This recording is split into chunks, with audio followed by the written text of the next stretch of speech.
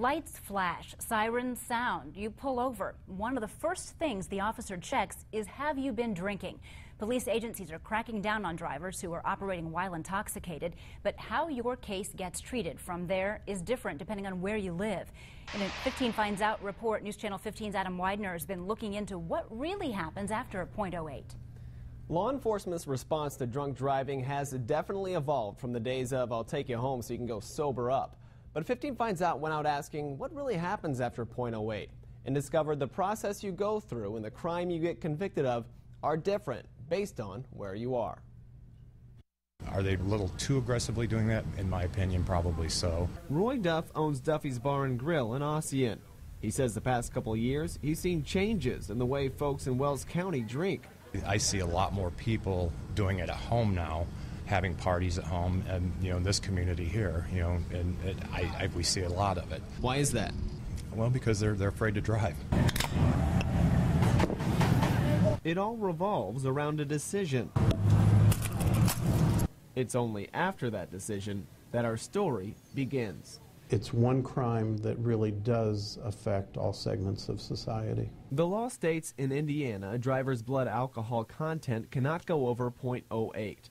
In Allen County, Fort Wayne, New Haven, and state police report 1,968 people were arrested and received an OWI charge last year. As a society, we have pounded away with drunk driving messages over the years. Not all arrested were convicted.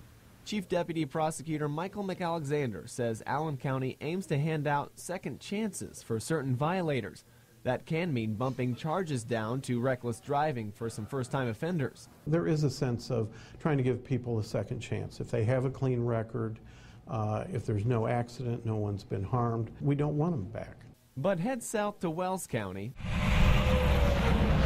and it's a different story. If you're intoxicated and you're driving on the highway, it's almost like somebody pointing a gun and firing it and hope it doesn't hit somebody. Mike Lautenheiser has been the Wells County prosecutor for 32 years and says it's extremely rare to see an OWI arrest without a matching conviction. If we would lose 2 of them in a year, that would be a really bad year for us. In 2011, the BMV reports 53 OWI convictions in Wells County. Lautenheiser says last year he didn't lose a single OWI case. That would make a 100% OWI conviction rate in Wells County. The prosecutor says the reason lies in what happens after the suspect gets pulled over. Wells County requires 2 breath tests and a blood test for every single OWI arrest. If convicted, each OWI suspect will get jail time or home detention. You fail 3 or 4 of the field sobriety tests, you come in and fail both breath tests, and then you fail the blood test, and that's a pretty high mountain to climb to get out of all that. It's a similar story in Whitley County. Prosecutor Matt Rentschler requires a breath and blood test for every OWI suspect. Whitley County was one of the first to implement a search warrant for the suspect's blood if they refused the certified tests. Those cases were much more difficult to prosecute than the cases of persons who were cooperative. And I didn't think that was right, that persons should benefit from being uncooperative. The no second chances sound very different than Allen County, but 15 Finds Out ran the numbers. In 2011, Allen County had a 90% conviction rate. In 2010, it was 80%.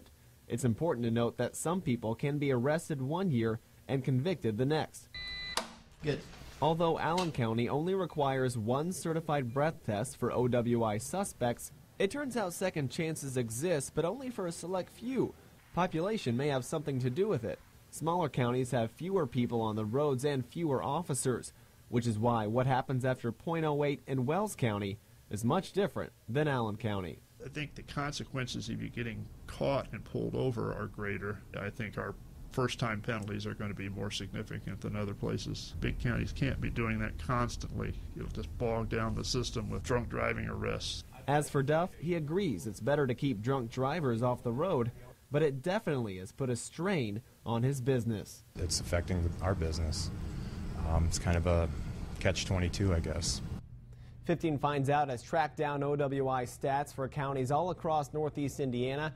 If you'd like to see your county's convictions and how it handles what happens after .08, We've provided that for you. Just click on the story on Wayne.com. We'll have more coverage you can count on after the break.